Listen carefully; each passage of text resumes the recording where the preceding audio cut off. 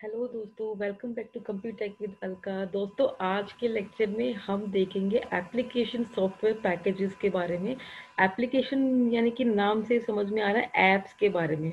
तो जो भी हमारी लैपटॉप में या कंप्यूटर में या सिस्टम से रिलेटेड जो भी ऐप्स होती है उनके बारे में हम थोड़ा थोड़ा डिस्कस करेंगे, मेनली ऐप्स के बारे में।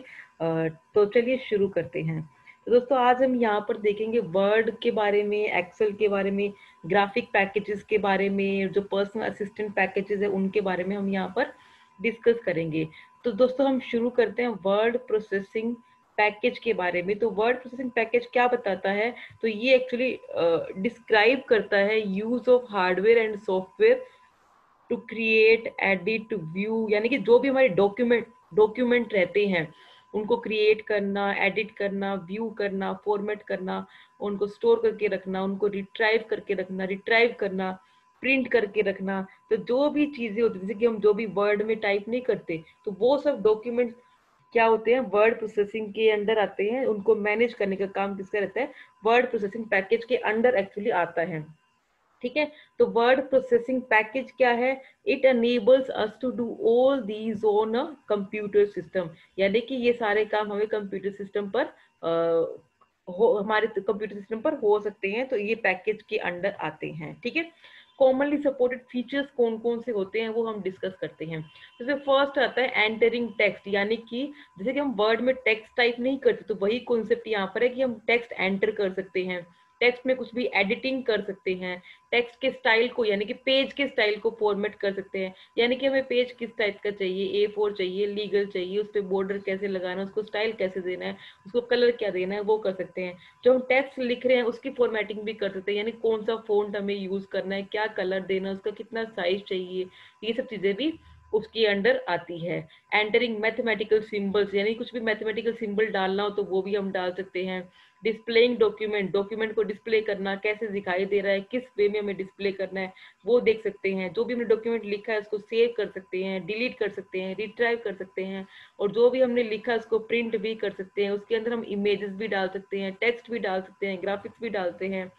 कुछ सर्च करना हो पर्टिकुलर टॉपिक पे, एक पर्टिकुलर डॉक्यूमेंट के अंदर, तो हम सर्च भी कर सकते हैं।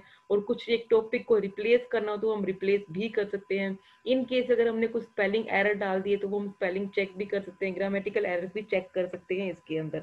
ठीक है।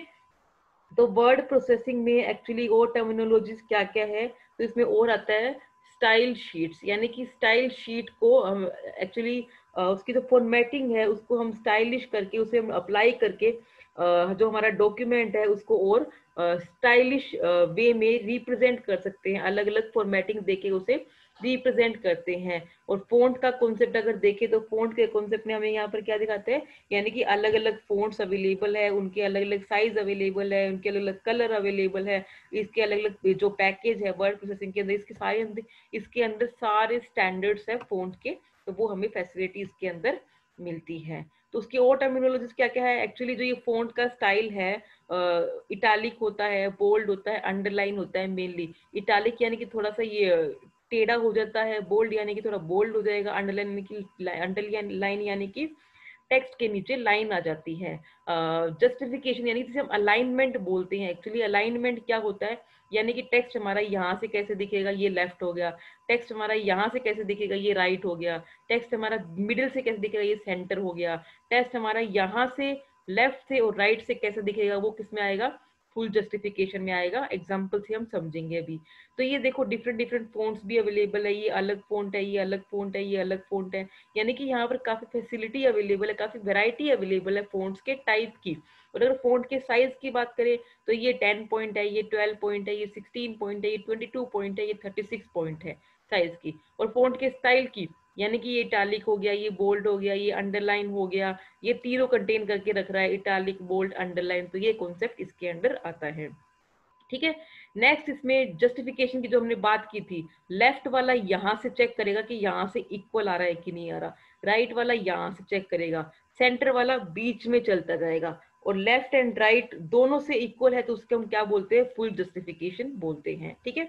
ये देखो मैथमेटिकल सिंबल्स हम इसके अंदर एंटर कर सकते हैं, किस टाइप से हम सिंबल डाल रखे हैं इसके अंदर, ये सब इसके अंदर अवेलेबल होता है।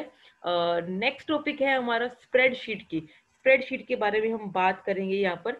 स्प्रेडशीट पैकेज के अंदर हम न्यूमेरिकल डेटा को एंटर करते हैं, जिनके थ्रू हम एनालाइज करते हैं, जो भी हमारी लेजर होती है वो बनाते हैं, अकाउंट्स की इंफॉर्मेशन डालते हैं, स्टूडेंट की कोई इंफॉर्मेशन होती है वो डालते हैं, कोई भी न्यूमेरिकल डेटा है उसको एनालाइज करने के लिए हम स्प्रेडशीट का यूज करते हैं, जिसके अंदर रो होते हैं, कॉलम होता है, सेल होता है, फॉर्मूलाज होते हैं, जिसके थ्रू हम लोग हमारी कैलकुलेशंस भी कर सकते हैं। ठीक है, तो इसका यूज एक्चुअली क्या है, इन्वेंट्री मैनेजमेंट में होता है, पेरोल में होता है, अदर अकाउंटिंग के रिकॉर्ड जो रखने होते हैं उसमें होता है, कोई बजट मैनेज करना होता है उसके अंदर भी होता है, स्टूडेंट्स की डिटेल डालनी हो उसके अंदर भी होता है, कोई एक्सपेरिमेंटल रिसर्च करनी हो उसका रिजल्ट डालना हो साइंटिफिक पर्पस का, रिसर्चर्स का, वो भी हम डाल सकते हैं, कोई रिकॉर्ड को मेंटेन करके रखना हो वो भी हम इसके अंदर कर सकते हैं, ये सब इसके अंदर आते हैं। तो दोस्तों देखिए इसमें कैसे आपको डायग्राम में भी दिखाई दे रहा है, ये सारी क्या है, ये सारी रो है, रो 1, रो 2, रो 3, रो 4, रो 5, ये सारे क्या है, column 1 A column, column B, column C, column E, column D, column F, इस टाइप से। ठीक है, तो जो ये लेबल किया हुआ है यानी कि ये हमने कॉलम मल्टीपल कॉलम को कंबाइन कर लिया एक साथ, ठीक है, और उसको लेबल दे दिया, यानी कि फाइनल एग्जाम मार्कशीट है हमारी ये। उसके अंदर ये एक पर्टिकुलर, मैं इसको सिलेक्ट कर लेती हूँ एक बॉक्स को, इसको हम सेल बोलते हैं, और इनके ये डोमेन यानी कि इनके हमने नाम डाल दिए, ये लेबल डाल दी है। ठीक है, ये एक पर्टिकुलर एक सेल हो गया, ये नॉर्मली नाम आ गए, ये मार्क्स आ गए, और ये टोटल और ये परसेंटेज। ठीक है, तो यहाँ पर क्या है, ये 5 स्टूडेंट है, उनके 3 सब्जेक्ट के टोटल मार्क्स है और परसेंटेज निकाले हुए हैं। ठीक है, तो अब यहाँ पर क्या है, ये अल्फाबेटिक नंबर डाले हुए हैं, यानी कि अल्फा न्यूमेरिक वैल्यू यहाँ पर ले रहा है, ये ओनली न्यूमेरिक वैल्यू ले रहा है, ये नॉर्मली सेल हो गया हमारा। और अब इसके अंदर देखो ये रिजल्ट शो कर रहा है। ठीक है, अभी देखो ये सेल को कैसे रिप्रेजेंट किया गया है, इसको यहाँ नाम दिया गया है C11, तो C11 हम यहाँ कैसे देखेंगे, सी यानी कि सी कॉलम हो गया और 11 हमारी रो हो गया, तो C11 किसको रिप्रेजेंट कर रहा है, C11 इसको रिप्रेजेंट कर रहा है। तो अब हम इसका फॉर्मूला से सोल्व करते हैं। फॉर्मूला टाइप करने के लिए हम हमेशा एक्सेल में लिखते हैं इक्वल, अगर हमें इन तीनों का सम करना है तो फर्स्ट सेकंड थर्ड, इन तीनों का सम मुझे इसमें डालना है, तो उसके लिए मैं क्या करूंगी, इक्वल टू का साइन लगाऊंगी, फिर सम लिखूंगी, यहाँ पर एट द रेट ना होके इक्वल टू फिर सम आएगा, फिर ब्रैकेट स्टार्ट होएगा, यहाँ पे B9 लिखा है दोस्तों देखो, तो B9 का मतलब क्या है, B9 यानी कि B9 ये वाला सेल हो गया, और E9 तक, सॉरी ये D है यहाँ पर, तो जो ये D9 तक, यानी कि B9 से लेकर D9 तक सम कर दो इसके अंदर। ठीक है, तो इसके अंदर मेरा ऑटोमेटिकली आउटपुट आ जाएगा। ऐसे ही मैंने यहाँ पर परसेंटेज निकाला है, परसेंटेज के लिए मेरे को डायरेक्टली जो ई कॉलम दिया हुआ है उसको डिवाइड बाई 3 कर दूंगी, यानी कि E9 डिवाइड बाई 3, तो इसके अंदर मेरा आंसर आ जाएगा। ठीक है, सिंपल सा वे है एग्जीक्यूट करने का, फॉर्मूला पुट करने का। ठीक है, नेक्स्ट इसमें ना एक्सेल काफी चार्ट्स को सपोर्ट करता है अलग अलग, मैंने यहाँ पर आपको 2 और 3 चार्ट्स के सैंपल ही दिखाए हैं, जैसे कि लाइन ग्राफ हो गया, बार चार्ट हो गया, पाई चार्ट हो गया, नॉर्मली एनालिसिस पर्पस के लिए, प्रेजेंटेशन दिखाने के लिए उन सब में इनका यूज करते हैं। ठीक है, नेक्स्ट हम डिस्कस करते हैं ग्राफिक्स पैकेज। ग्राफिक्स पैकेज का मतलब क्या आता है, जैसे कि जो नॉर्मली हम ड्राइंग पर्पस के लिए ड्राइंग पर्पस के लिए जो बात करते हैं वो हो गया पिक्चर्स आ गया, ग्राफ आ गया, इमेजेस आ गया, कुछ भी डिजाइनिंग करना हो गया, वो सब आ गया, तो ये सब चीजें किसके अंडर आती है, ग्राफिक्स पैकेज के अंडर आती है। क्या क्या आता है इसके अंदर, कुछ भी ड्राइंग करना, पेंटिंग ड्रॉ करना, प्रेजेंटिंग ग्राफ एंड चार्ट का आ गया, ड्रैग एंड ड्रॉप करना, कुछ भी ऑब्जेक्ट हो गया हमारा, ग्राफिकल ऑब्जेक्ट का कुछ होता है तो वो करना, उनको इंपोर्ट करना, कैप्चर करना स्क्रीनशॉट्स को, ये सब चीजें उसके अंडर आती हैं।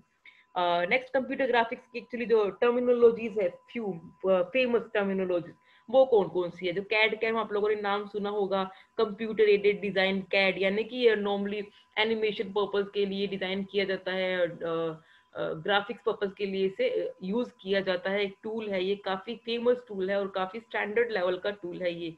ठीक है, वेक्टर ग्राफिक्स की अगर बात करें, कुछ भी लाइंस हो गया, पॉइंट्स हो गया, सर्कल हो गया, आर्क्स हो गया, अदर ज्योमेट्रिक शेप्स हो गया, उनकी ड्राइंग पर्पस के लिए, उनको पैटर्न पर्पस के लिए वेक्टर ग्राफिक्स का यूज करते हैं। रास्टर्स ग्राफिक्स का यानी कि कुछ भी पैटर्न हो गया, डॉट्स टाइप का, जिसे हम पिक्सेल्स भी बोलते हैं, तो वो सब चीजें किसके अंडर आती है, रास्टर ग्राफिक्स के अंडर आती है। नेक्स्ट पर्सनल असिस्टेंट पैकेजेस की अगर बात करें, पर्सनल असिस्टेंट यानी कि पर्सनल पर्पस के लिए जिसे यूज किया जा सके, यानी कि हम पर्सनल कंप्यूटर को यूज करते हैं for storing some information, for retrieving सब इंफॉर्मेशन, फॉर जो हमारी पर्सनल इंफॉर्मेशन रहती है उनके अकॉर्डिंग, यानी कुछ प्लान करना हो, कुछ मैनेज करना हो, कुछ शेड्यूल मैनेज करना हो, कुछ शेड्यूल प्लान करना हो, किसी का कॉन्टेक्ट सेव करना हो, कैलेंडर मैनेज करना हो, टू डू लिस्ट, कोई इवेंट हो गया, कोई रिमाइंडर लगाना होता है, ये सब चीजें हम किसके अंडर करते हैं, पर्सनल असिस्टेंस के अंडर करते हैं। ठीक है, तो इसमें क्या आता है, कैलेंडर आता है जिसमें कि हम इवेंट्स को स्टोर कर सकते हैं, रिमाइंडर को स्टोर कर सकते हैं। टू डू लिस्ट में भी काम यही रहता है, जो भी हमारे रिकॉर्ड्स होते हैं प्रियोरिटी के अकॉर्डिंग उनको हम मैनेज कर सकते हैं टू डू लिस्ट के अंदर। एड्रेस बुक में हम सारी डिटेल मेंशन करते हैं, जो भी रिकॉर्ड का नाम है, address, telephone address, date of birth, ये सारी इंफॉर्मेशन उसके अंदर डाल के रखते हैं। एंड इन्वेस्टमेंट बुक यानी कि इन्वेस्टमेंट से रिलेटेड, स्टॉक से रिलेटेड, बैंक से रिलेटेड, इन्वेंट्री से रिलेटेड जो भी इंफॉर्मेशन है वो हम इसके अंदर स्टोर करते हैं। इन्वेंट्री का यानी कि नेक्स्ट जो रिकॉर्ड्स है हाउस होल्ड से, गुड्स गुड्स को मैनेज करने का, स्टोर करने का, वो सब चीजें किसके अंडर आती है, इन्वेंट्री बुक के अंदर आती है। ठीक है, तो ये सब कॉन्सेप्ट था इस टॉपिक के अंदर। आई होप कि आपको ये समझ में आया होगा। अगर आपको कोई डाउट है तो आप मुझसे डिस्कस कर सकते हैं with the help of comment section. और अगर आपको मेरा वीडियो अच्छा लगे तो लाइक करें, शेयर करें, सब्सक्राइब करें एंड कमेंट करना ना भूलें। Thank you.